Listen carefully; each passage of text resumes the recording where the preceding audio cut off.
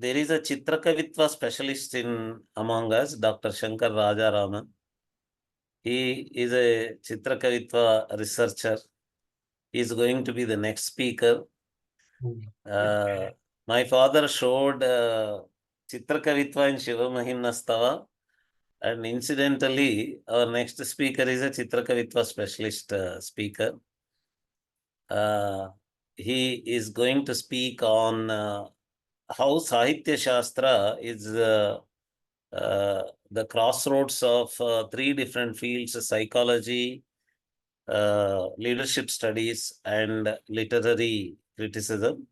I'll give an introduction to Dr. Shankar Rajaraman, who is a well-known figure, Associate Professor, Center for Ancient History and Culture, Jain University, Bengaluru. Shankar Rajaraman is a recipient of the prestigious Badarayan Vyas Samman from President of India, Shri Ramnath Kovind, for his contribution to Sanskrit language and literature. He has also been conferred with the Professor M. Hiriyanna Sanskrit Works Award for the Best Sanskrit Poet of the Year 2013, the Bannanje Award 2017, and the Vagdevi Puraskara 2021 by the Akhila Bharatiya Sahitya Parishad. He has several publications to his credit, including the English translations of the two Ayurvedic texts, Kṣemakutūhala and Bhojanakutūhala on dietetics, a Sanskrit Messenger poem, Kokila Sandeśa, a Sanskrit epic, Madhurā Vijaya, a Kannada translation of two chapters, Annabhoga and Pādābhyaṅgabhoga, from the encyclopaedic work of Mānasollāsa, and a Sanskrit translation of the Kannada vacana-s composed by Basaveshwara. Some of his original Sanskrit poems that have been published include Devīdānavīyam, Citranaiṣadham, Bhārāvatārastavaḥ, Bhārāvatārastavaḥ. No. It is Bhārāvatārastavaḥ and Nipuṇaprāghuṇakam. Shankar is currently an associate professor at the Center for Ancient History and Culture, Jain University, Bengaluru. I may be excused for not being able to read the transliterated Sanskrit words because I was not able to read them in the small size. I think Dr. Shankar Rajaraman will give us the actual correct pronunciation of those works. Over to you, Dr. Jnanānandamayam devam nirmalasphatikākritim ādhāram sarvavidyanām hayagrivam upasmahe. At the offset, I would like to thank Badarayan sir for inviting me to this symposium. And I would also like to apologize in advance, like Shatabdani Ganesh and like Penna sir, I would also be speaking a little autobiographically in the initial part of my talk and would be using the pronouns I, me and my, which in the Indian tradition we shouldn't use much, aham and mama. So, but I shall have to use it because a part of the talk demands that I speak autobiographically also. However, the rest of the talk shall be mostly concerned about my work, where I shall not indulge much in autobiographical content. My talk is titled Sāhityavidyā at the Crossroads of Emotion Psychology, Leadership Studies and Literary Criticism. Let me first give an overview of the topics that I shall be dealing with. So this is the flow of the talk. Initially, I shall be speaking a little autobiographically, how I came about discovering the potential of Sāhityavidyā as a personal journey, Sāhityavidyā and emotion psychology, Sāhityavidyā and leadership studies, and Sāhityavidyā and literary criticism.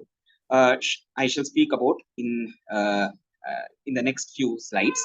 Sāhityavidyā and emotion psychology, I shall mainly concentrate on my PhD thesis, which was titled A Qualitative Approach to the Psychology of Three Self-Conscious Emotions from Sanskrit Poetics. Sāhityavidyā and leadership studies, it's a natural fallout of my PhD thesis, and it is being explored now in a IKS project on leadership. And as a part of that project, I have also self-composed and self-translated a Sanskrit work called as Nayaka Viveka. In the third part of the talk, I shall be speaking on Sāhityavidyā and literary criticism, which again is a natural fallout of my PhD thesis, as well as this new work, Nayaka Viveka, which I have composed, which is not yet published. And this has actually been explored earlier as a part of coursework. Srinivas sir, you can go to the next slide. Yeah, please move to the next slide. Yeah. Now, initially, I shall be speaking a little about my personal journey. I studied Sanskrit for 5 years from 8th standard to 2nd PUC. I do not come from a traditionally Sanskrit background. None of my close relatives, or my parents, or any of my relatives are well versed in Sanskrit. So the only exposure I got to Sanskrit was during my 8th to 2nd PUC, the 12th standard. By 12th standard, I was introduced to Shatabdani Ganesh by my dance teacher. I was learning Bharatanatyam at that time, and I read out one of my first verses in front of him. And since then, he has been a constant support to me by offering both appreciation as well as constructive criticism. I joined MBBS around the same time that I was introduced to Shatabdani Ganesh, and I was very soon asked to participate as a Prichaka in one of his Ashtavadanas. I remember it was the first Ashtavadana that I attended in Bharatiya Vidya Bhavan, Bangalore. My interest in Kavya only grew stronger during these MBBS days. And in a sense, I should say that writing and studying Kavya was my main way of relaxation in the midst of a very heavy medical curriculum. As many of you might be knowing, medical curriculum does not offered any space for relaxation, but somehow I found relaxation in writing poetry, and that was my main source of relaxation, in fact, during this very difficult course. So coming to the next slide. So as I finished my MBBS, I was so fully preoccupied with my Sanskrit poetry, which had developed through my MBBS curriculum along with my MBBS studies, that in fact, this madness for Sanskrit poetry and Sanskrit in general influenced my choice of psychiatry as my postgraduate specialization. And I opted psychiatry mainly because it was the only subject among all the medical subjects that I found was most concerned with emotions and other mental states. And as all of you know, it is the communication of mental states that is the bread and butter of a poet. After completing psychiatry, I joined a project at NIMHANS, Bangalore, and the project was titled Duration of Untreated Psychosis. And since this topic was exclusively in the domain of psychiatry, it did not allow me to bring, in whatever sense, any of the Sanskrit knowledge I had. And this actually left me thinking about my future course in my life. I now had to choose between, I had two options in front of me, an option of Artha and an option of Kama. Something which gave me money, but not maybe so much of happiness, but something which was very much tied up to my self-identity, and which had now become something of a survival issue, Sanskrit poetry especially, and which gave me a lot of happiness. So I finally figured out somehow that I had for my long-term sustenance, I must predominantly pursue Kama rather than Artha, something that I love, and allow my knowledge of medicine and psychiatry, if at all, to complement it. So coming to the next slide. Next slide. Yeah. And fortunately, at that time, I was able to join an institute called as Foundation for Revitalization of Local Health Traditions in Bangalore, in its Center for Theoretical Studies. And during this period, I translated to Ayurvedic texts on dietetics. They were not, Ayurveda was not something I was very much exposed to, but my knowledge of Sanskrit gave me a sort of confidence that I could read Ayurvedic texts and understand them. Also because I had a background of medicine. My Sanskrit background as well as medical training helped me read and understand Ayurvedic texts during this time, along with also my colleagues who were basically Ayurvedic physicians. And to this day, I personally feel that poets can read and understand other Shastras to a better extent than those from other Shastras understanding poetry. In fact, Bhoja in his Shringara Prakasha tells that Sarva Parishada Kavaya, that is, poets can be at home in any assembly, in an assembly of any other scholars. Other Shastras usually delimit their deliberations to a limited set of technical jargon, unlike poets who have a wide set of vocabulary, and based on this vocabulary, they get a sort of confidence to approach any other text, not necessarily a Sahitya text, not necessarily a Kavya, but any text of any other Shastra written in Sanskrit with some confidence. So by this time, I had passed my MA in Sanskrit, and I came to realize that psychology offers me a better scope in doing interpersonal research or interdisciplinary research with Sanskrit knowledge traditions rather than a medical degree of psychiatry. And because psychology has a greater scope than psychiatry, while psychiatry is mostly concerned with pathological patients and its corresponding subject is something called as clinical psychology, psychology itself goes beyond pathology and also studies normal human beings. And this led me to think that maybe psychology is more suited if I have to bring in my knowledge of Sanskrit and tie up with a modern discipline. And this led me, in fact, to pursue an MSc in psychology. Can we go to the next slide, please? Yeah, after a brief foray into Ayurveda, I joined the National Institute of Advanced Studies in Bangalore as a research associate in an ICPR-funded project on Indian aesthetics. And this, in fact, was the first time that I could bring in both my knowledge of Sanskrit poetics, Sanskrit poetry, and psychiatry or psychology together. So usually what happens is when we speak of the mind and how it works, people tend to bring in other Shastras or darshanas such as yoga, etc., in order to understand the mind. However, I felt that Sanskrit aesthetics, Kavya Shastra, Alankara Shastra, especially had its sophisticated rasa theory, has much to offer on this front of understanding the human mind, more than other Shastras. And somehow the Sahitya Shastra has been neglected on this front. And during this tenure in NIAS as a research associate, I wrote few papers combining my knowledge of psychiatry, psychology, as well as Sahitya, and some papers purely based on Sahitya. So just to give a few examples, can we go to the next slide, please? Kalidasa's Aja, about the king Aja, whose wife Indumati dies, and he goes through a long course of complicated and pathological grief. Grief is a reaction to somebody's death. And sometimes, though it is physiological, there is something called as physiological grief, which happens to everybody whose close relative dies. But sometimes it can get complicated and turn into something called as pathological grief. And in this paper, I studied Kalidasa's Aja as a case of complicated and pathological grief. A comparison of Bharata's Bhayanaka Rasa with Darwin's fear response. An English translation, this is something purely to do with, this paper was purely to do with Sanskrit poetics and my interest in translation. This was a translation of the Karuna Rasa and Bhayanaka Rasa portions of Bharata's Natya Shastra. A comparative literature study of Vyabhichari Bhavas. These are 31 mental states from Bharata's Natya Shastra with corresponding entities in Ayurveda. By this time, because I had some knowledge of Ayurveda, I could at least, if not on my fingertips, I could know where to search for this information. So especially I looked at Ashtanga Sangraha and Ashtanga Hridaya this time, and their commentaries like Sarvanga Sundara, etc. What triggers emotions? A comparison of Vibhavas, the antecedent stimuli for a particular emotion. And I looked at specific selected emotions from Natya Shastra and psychology, a study of words denoting emotions in the Natya Varga of Amarakosha, and a study of Sattvika Bhavas. These are another set of states which are psychophysiological states with examples as delineated by Simha Bhupala in his Rasarana Sudhakara. Can you go to the next slide, please?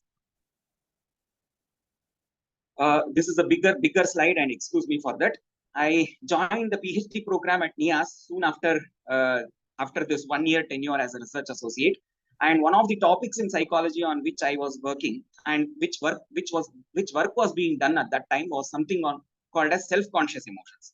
These are a group of emotions which can be contrasted with a set of other emotions called as basic emotions, of which Ekman says there are 7 basic emotions, but there is a difference in opinion regarding how many basic emotions are there. And The difference between basic emotions and self-conscious emotions is that basic emotions are said to be present at birth itself, and they are necessary for survival, and they have universally recognizable facial expressions.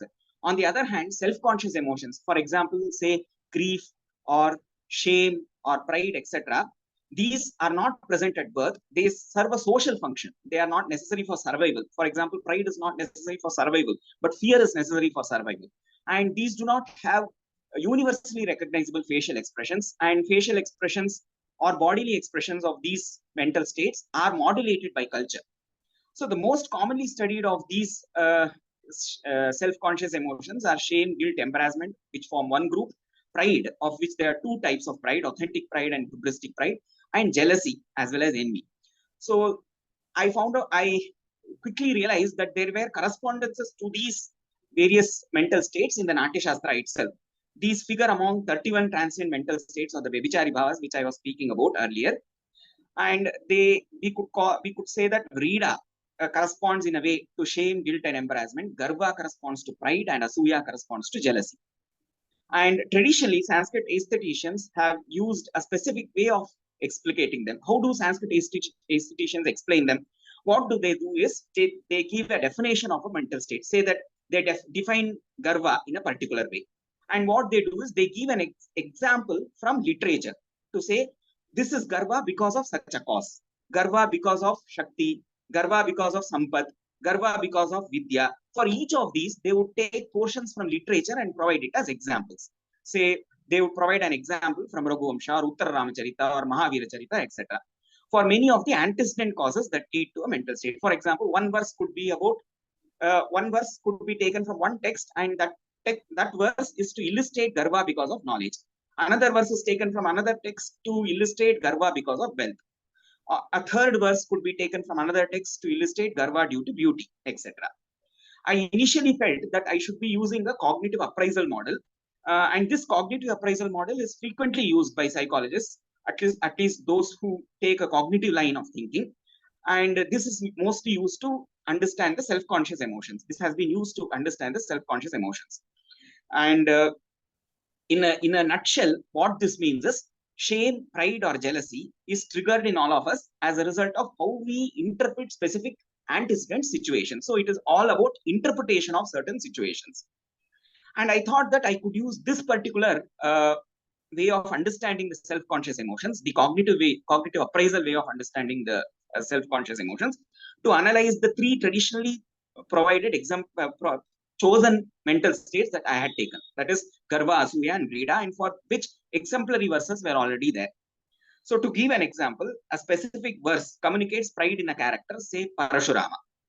And my question was, can I analyze this verse and its extended context using a cognitive appraisal model to conclude how Parashurama ended up with the emotion of pride because of the way he interpreted a particular situation?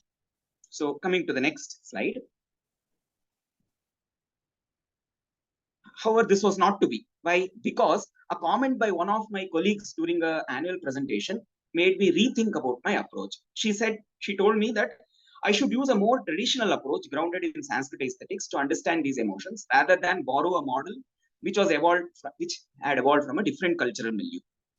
So as a result, I was able to evolve three, and this actually made me think a lot. And I was able to evolve three progressively complicated models which had actually existed in Sanskrit aesthetics, but the elements for these model were not present in one place. And I had to collate these elements together to present them as a model. So in order to analyze the mental states that I had chosen.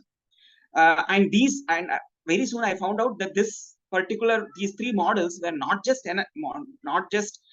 useful for the three emotions that I had chosen, but also to understand an array of other mental states, including emotions, cognitions, and conations, that is motivations. And I shall be speaking on these models a little shortly. I recently hit upon the idea that one of these models, the most complicated of the three models, I had evolved three different models, and model 3, which was the most complicated, is not just useful for understanding emotions and other mental states, but also leadership. And it can in fact provide an overarching model for understanding leadership that goes beyond a specific character or a specific leader or a specific text. So And it can be used for both leaders in literature as well as leaders in real life. And as a part of my IKS project where I'm working on this, I have summarized this theory in around 126 Sanskrit Anushtup verses in a work called as Nayaka Viveka. So the next slide, please. Now coming to here, I shall not be using the pronouns aham and mama or me, anything of that probably.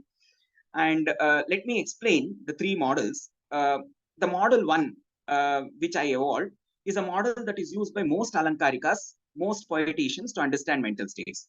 And it is a model that looks at mental states in isolation. To understand a mental state, according to the first model, is to have information about its cause and the response, that is antecedent stimulus and its consequent response.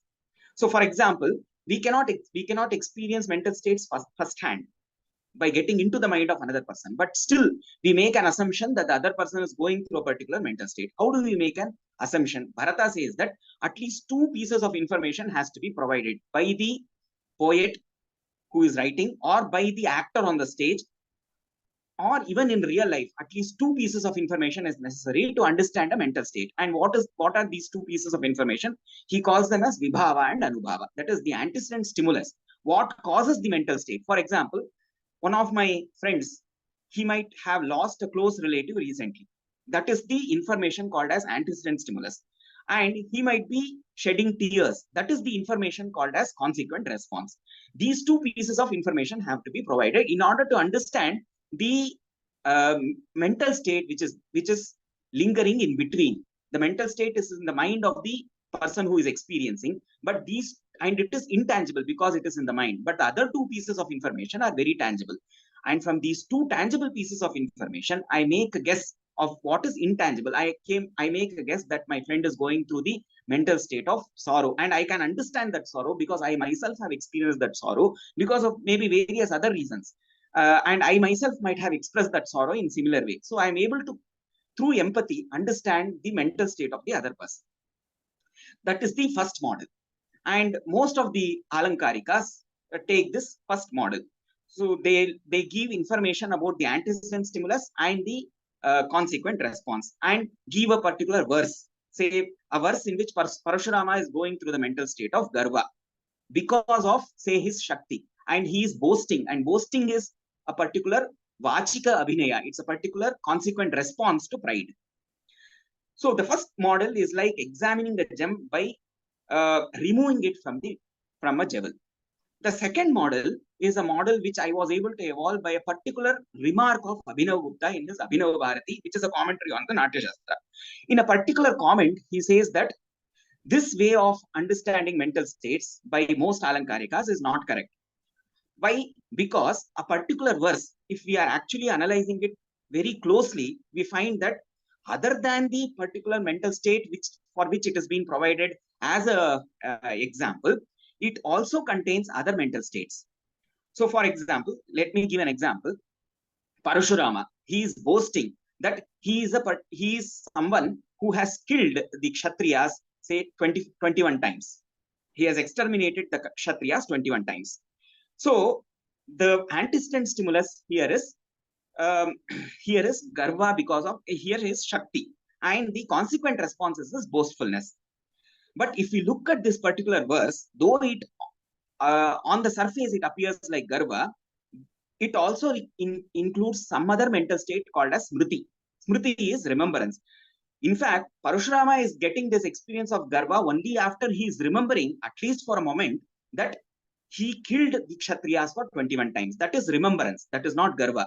And following that remembrance is what comes the next mental state of garva. So, providing this particular verse as an example of garva is wrong. If you look at a particular verse, in fact, around the mental state that we are studying, there are also other lurking mental states. And so he says, mental states cannot be seen in isolation. They are meaningful in their relationships with other mental states. So alankarikas, in fact, later have discussed the various sorts of relationships that mental states can have amongst themselves. And there are at least 15 different ways in which mental states can interact with one another. And in my thesis, I schematically represent these interrelationship, and I have called it as a mental state signature for reasons which I shall explain later. So the second model is examining the gem not in isolation, but as it is embedded in a jewel amidst other gems. So when it is embedded in a jewel, it takes up the sheen of the various other gems around it, and it takes a different hue. So the second model is to look at this mental state in its relationship with other mental states. Model 3 is the most context sensitive of the three models. And here, to understand a mental state is not just to understand it in terms of antecedent stimulus or consequent response. It is not even to understand it in its dynamic relationship with other mental states, but it is to understand the character himself who is possessing it, particularly the character's personality type and personality related life goals. The mental state signature is important because it remains more or less stable. So the various mental states that conglomerate in a particular character, this particular signature remains more or less stable as long as the character's life goal does not change. And if the character's life goal has to change, a very important event has to happen in the life of that character for, say, artha to suddenly change towards moksha. So the third is, if I have to use the same analogy, it is not just knowing the gem in isolation, not knowing it in its relationship with other gems as it is embedded in jewel, but it is to know the jeweler himself, because it is in the jeweler where there is the logic that determines the arrangement of gems in the jewel. So if the gems are arranged in a particular way in the jewel, the logic for that jewel is there in the jeweler. So to know that logic of arrangement is to know the jeweler. And in the case of humans, the jeweler is not somebody outside. In this analogy, it is outside, but in case of humans, it is the personality which allows particular mental states to conglomerate, and therefore the personality takes the job of the jeweler here in arranging the various mental states in a particular configuration. So can we go to the next slide, please? So this is just a figurative representation. The first model is to look at a ruby in isolation. The second is to look at it amidst other gems. And the third is the jeweler's logic in the arrangement, understanding the ruby in the backdrop of that logic which the jeweler has.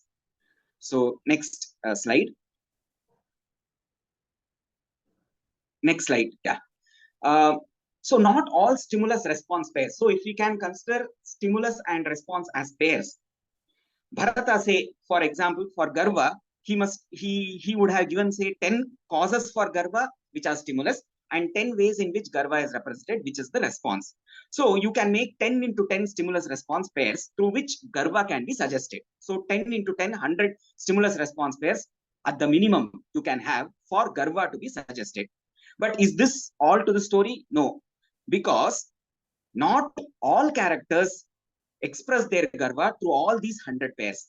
A character, say Ravana, may be able to communicate his Garva through all the 100 stimulus response pairs, because the mental state of Garva is something which Ravana goes through repeatedly. But say another character like Rama, none of these 100 stimulus response pairs may work, because Garva is not within the repertoire, emotional repertoire of Rama himself, according to Bhoja. So based on this, and how is this third, and this model 3 is based on Bhoja, and it's borrowed basically from Bhoja's magnum opus called as Sringara Prakasha. It's the most voluminous text of Alankara Shastra, and it has never been translated. I basically looked at 4 chapters of Sringara Prakasha. And what does he base this particular, is this all a figment of his imagination? No, he has based it on the real world applicable darshana of Sankhya. Sankhya is actually applicable in real world. Sankhya darshana was actually founded for understanding real world, and he is using the Sankhya darshana and applying it to characters in literature to understand those characters, especially the nayakas, the leaders. So based on the Sankhya theory of the 3 gunas, sattva, rajas, and tamas, and based on this, Bhoja classifies the primary characters, who are called as the nayakas, pradhana patra. You also have the Gauna Patra, but Pradhana Patra, he classifies them into 4 personality types. Uddhata, who dominate in Tamas, Lalita, who dominate in Rajas, Udatta, who dominate in Sattva, and Shanta, who dominate in increased Sattva, which is called as Sattvodrikta. Can you go to the next slide? So Bhoja links each of these personality types to a particular life goal, and that is where there is ingenuity in Bhoja. He links them to a particular goal and Purushartha. So Uddhata pursues Artha, which is basically acquiring material objects, say a car, a house, etc. Lalita Lalita's pursuit is basically Kama, enjoyment of material objects. So you acquire material objects for their own sake is what Uddhata does. But you acquire material objects for enjoyment. That is what the Lalita does. His life goal is Kama. Udatta, his life goal is Dharma, which is you acquire material objects and also enjoy them, but within an ethical framework. And you use ethical action in the course of acquiring and enjoying these material objects. And finally, you have Shanta, who pursues moksha. And this is eternal freedom from the world of matter itself. While the other three operate at the level of matter, at least because this is borrowed from Sankhya, the fourth is at the level of Purusha. The first three is at the level of Prakriti. The fourth is at the level of Purusha, and it transgresses the world of matter. However, in actual practice, in literature, you cannot actually show a mukta at all, because mukta doesn't have any relationship with the world. He doesn't do any actions directed towards the world. And literature is basically about actions performed for certain objects. If there are no actions performed at all, such a person, such a character cannot be shown in literature. So when you say Shanta, it is not the Mukta, but it is the Mumukshu, because Mumukshu actually can do certain actions. Say Mumukshu can look for a good teacher. He can accumulate Shishyas. He can read the Shastras, etc. Such actions are present. So when you have a movie on Shankaracharya, it is Shankaracharya as a Mumukshu, not as a Mukta. So the four goals are placed on a hierarchy. You have these four goals, but they are also in a hierarchy with Artha the lowest and Moksha at the highest. And what is the basis is experiential, basically. There is also another basis. The level of Prajna increases as we go towards Moksha. But there is also an experiential way, a reason why there is a hierarchy. As one progresses from being an Artha dominant towards a Moksha dominant individual, one's experience of displeasurable mental states tends towards zero. So next slide, please. Can we go to the next slide? Yeah. So each personality type is endowed with a set of traits. So each personality has to achieve a particular goal. And if the goal has to be achieved, there is a paraphernalia for achieving that goal. And what is that paraphernalia? The paraphernalia are certain traits. You need certain traits. Just like when we have to travel, say 50 kilometers, 100 kilometers, 150 kilometers, and 200 kilometers. These are like traveling for the four Purusharthas. You take different paraphernalia. If it is an easily achievable goal, you take less of paraphernalia. If it is a very difficult goal, say like moksha, you have more of paraphernalia. The paraphernalia are the traits.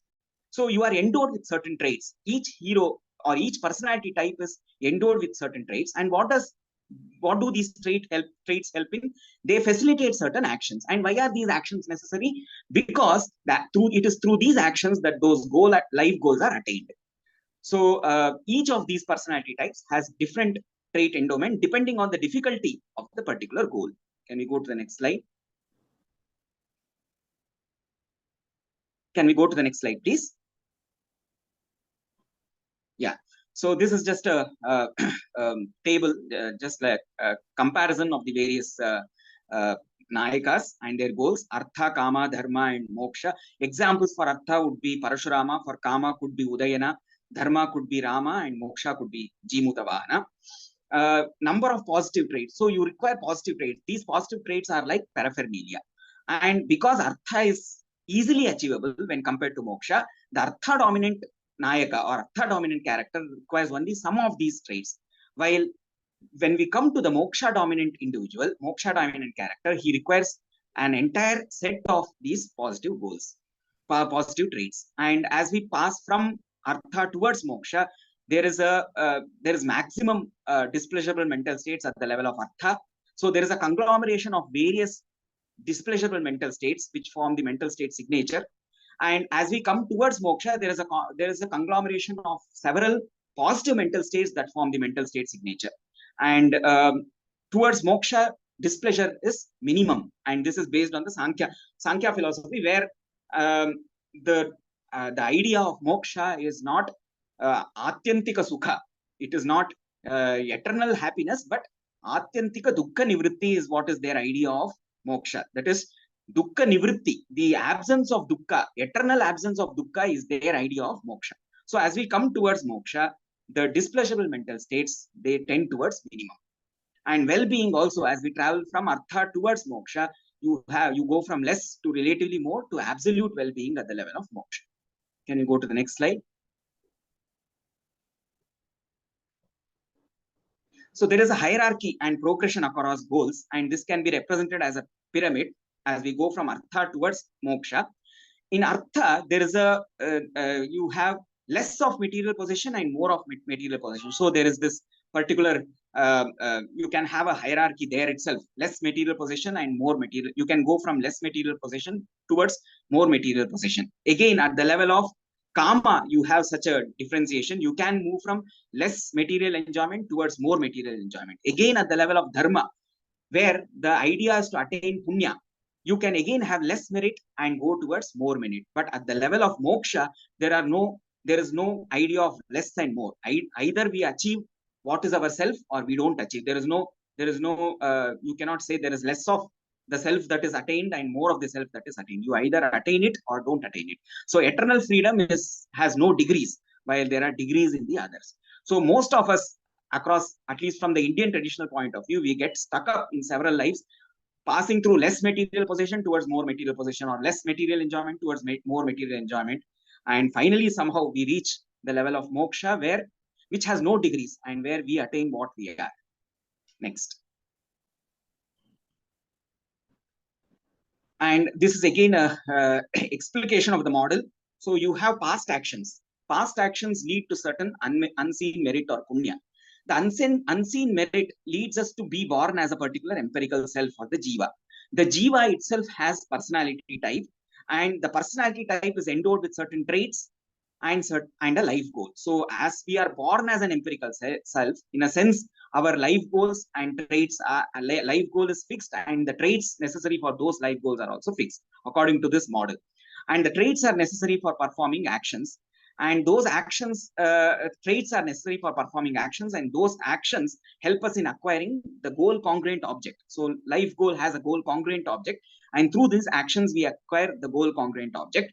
The actions again could be successful or unsuccessful. If successful, they lead to well-being, but if unsuccessful, what happens in certain characters, their identity is based on those traits. In some characters, their identity is based on actions, where the identity is based on traits. That is in the Uddhata character as well as in the Lalita characters. If the action is not successful, it leads to ill-being.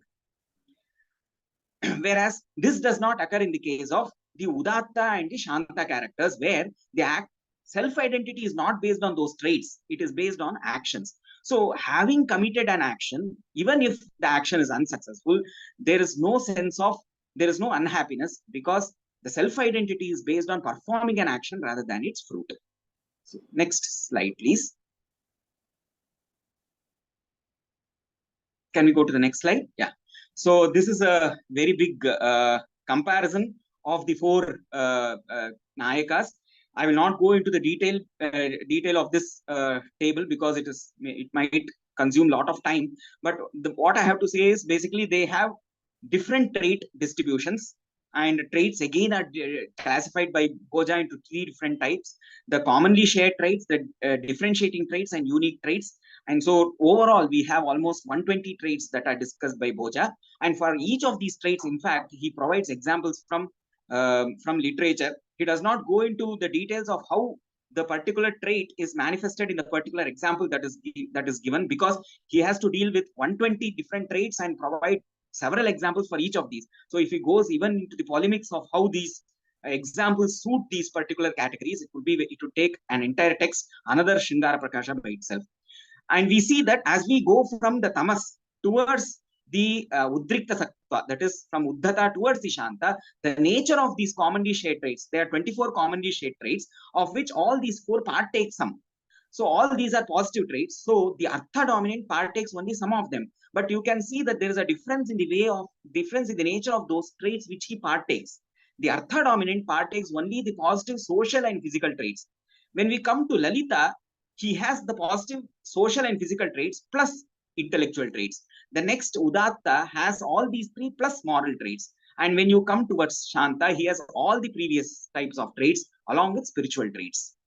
So, so you also see that the universe of objects, the pyramid was mainly representing the universe of objects. As we go towards the moksha dominant individual, the universe of objects becomes the smallest of all types and it tends towards zero. At the last moment, when there is a split between Prakriti and Purusha, there is only the Ahankara that is remaining. As long as the body is there, there is Ahankara. And that Ahankara is the last knot that separates the Mumukshu from Prakriti, from his tie with Prakriti. So, basis of self-identity, in some it is traits and in some it is actions. And possibility of success in action, actually the possibility of success is very less in Artha. And possibility of success is more towards Shanta, though the object, the universe of objects that they pursue is actually opposite. The chance of acquiring those objects is much more in the Shanta, is the most in the Shanta, and it is very less in the Uddhata character. And there is also competition from other people or other beings for the same objects. So the competition is the most in the case of the Uddhata because he has the widest object of widest universe of pursuable objects. So many people are pursuing the same object, and so interpersonal conflict is also more in the case of the Uddhata character. But at the level of Shanta, the Shanta is in fact pursuing his own Atma, pursuing himself, and there can be no competition. There will be no one competing with Shankar with me for knowing myself. Everybody has to know himself by himself or herself by himself or herself. There is no chance of competition there. So there is zero competition as we go towards Shanta. Competition is highest at the level of Uddhata, and because there is competition, the interpersonal problems are also most in the case of Uddhata and the least in the case of Shanta. Can you go to the next slide?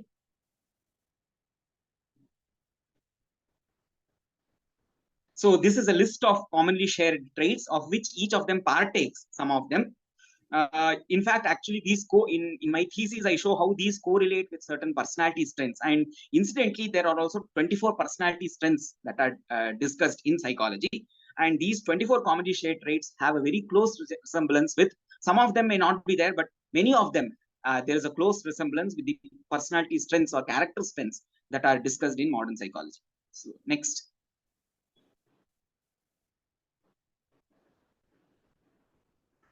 So, Sāhityavidyā and emotional psychology, I come back to my PhD thesis again. Mental states such as Asuya, Garva, and Vrīda assume importance in Model 3. Why are mental states important in Model 3? They indicate the character's personality type. So, put differently, the occurrence or non-occurrence of a mental state in a character, its occurrence in him or her from exposure to specific stimulus. And the stimulus is different for different characters. In some characters, some mental states may not occur at all. For example, Garva and Rama, or Asuya and Rama is unheard of. But Garva and Asuya frequently occur in a character such as Ravana. And even if it occurs in Rama, it occurs from exposure to some specific stimuli, antecedent stimuli, which may not operate in the case of Ravana, or which may also operate in the case of Ravana. But in Ravana, several other causes for pride might be there. And there is also a unique way in which they respond to this pride. So Rama does not respond. Consequent responses to pride is not the same way in which Ravana responds to the same mental state of pride. Primary characters such as hero and heroine can be conceived as prototypes that possess a stable personality and life goal. So primary characters, say like Rama, etc., they have a stable life goal, and they need to have a stable life goal for reasons which I shall be discussing shortly. On the other hand, secondary characters, Parashurama is often depicted as a secondary character, though I told him as an example of Uddhata character. He is also considered as a person whose life goal keeps on changing. So he is a secondary character, and he's more like us. We don't stick on to a particular life goal like Artha, Kama, etc. Our life goals keep on changing. So whereas this is not the case with the primary characters. Can we go to the next slide, please? So what is the psychotherapeutic implication of this Model 3? So there are two aims of literature. One is called as Preeti and another is called as Vyutpatti. Preeti is entertainment, rasa. about which lot has been discussed, but not much is discussed about Vyutpatti. What is the education? Dr. Shankarji, is it coming to conclusion? It's almost coming, sir. Yeah. I'll probably skip few slides and go. Yeah. Yeah. So basically, when you say Vyutpatti, education is about the fourfold life goals, about goal appropriate actions and inappropriate actions, and these knowledge about these various goals is basically got through primary characters, not through secondary characters, because primary characters are shown as unwavering in their goals. So if we have to get a comprehensive knowledge of a particular life goal, it is only through the primary characters. And there is also a prime injunction that work should not end as a tragedy in the Natya Shastra tradition. And why is this so? Because if you show that hero has not fulfilling his goal, this leaves a bad message to the audience. There is no meaning in having the life goal, since you are not anyhow going to attain it. Even if you attain, you cannot sustain it. Such a message should not be given, such a knowledge should not be given to the audience, and that is why there is a positive injunction against any literary work ending as a tragedy. Can we go to the next slide?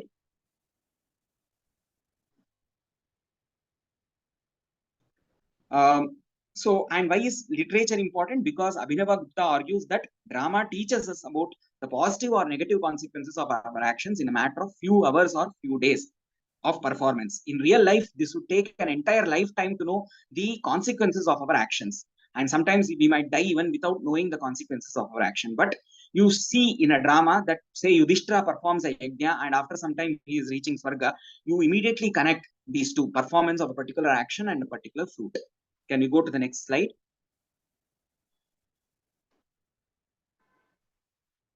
And how do we communicate it?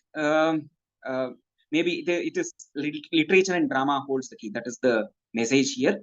And in fact, according to both Bharata and Abhinav Gupta, the purpose is to communicate the knowledge of life goals to Sukumaramadis, such as children and youth who cannot approach Shastra directly. Can we go to the next slide?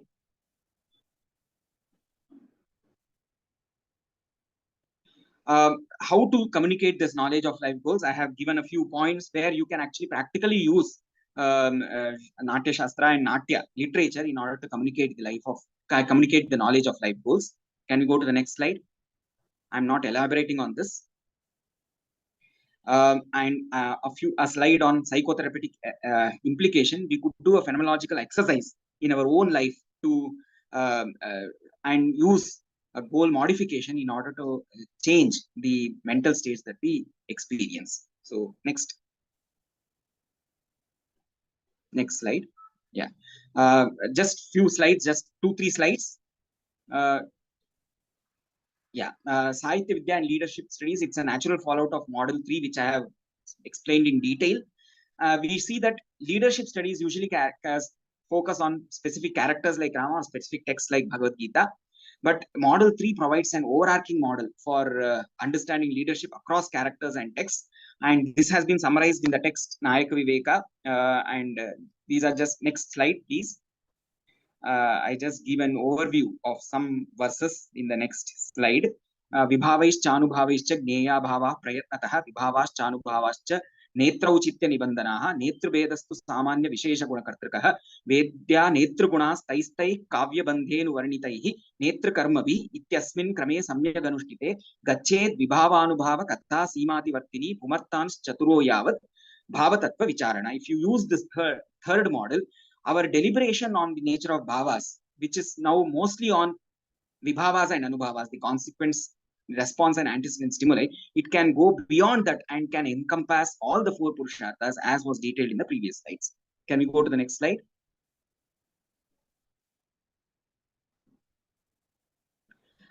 This is the last slide. So Sāhityavidyā and literary criticism, noting the usefulness of, or this is not the last slide, a few more slides are there, but I will just rush through them.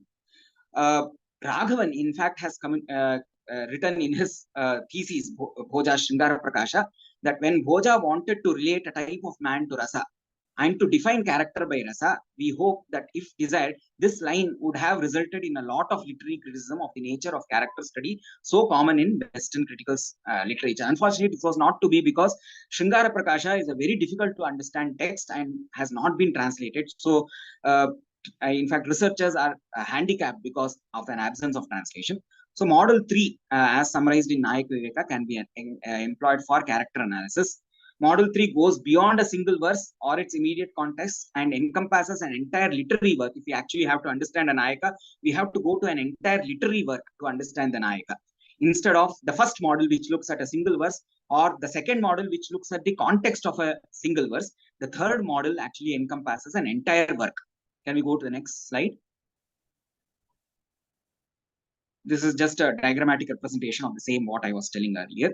So model 3, from entire text to infer character traits through certain actions, and then determine character personality type and life goal, and then explain a particular mental state based on this interpretation. So next.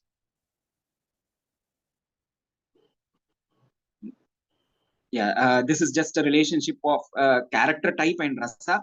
So the audience basically identifies with these 4 different types of characters, and Bhoja tells that this identification with the ahankara of those characters. Each character has a type of ahankara, self-identity, with which the audience also identifies itself with, and this identification is what gives rise to rasa. Can we go to the next slide? So how to infer traits? We infer traits mostly from a very close reading of the literary text, and a close reading of the literary text for the actions of a particular character. And from those actions, we identify the traits, because traits are also equally intangible like mental states. So we need to understand the traits only through actions, or sometimes through comments of other characters. Other characters make comment on a particular character's mental state, and through these various ways, we can infer the traits. Once we have inferred the traits through certain actions or such comments, through certain actions or comments, from the traits, we can construct the personality. And from the personality, we can understand the life goal.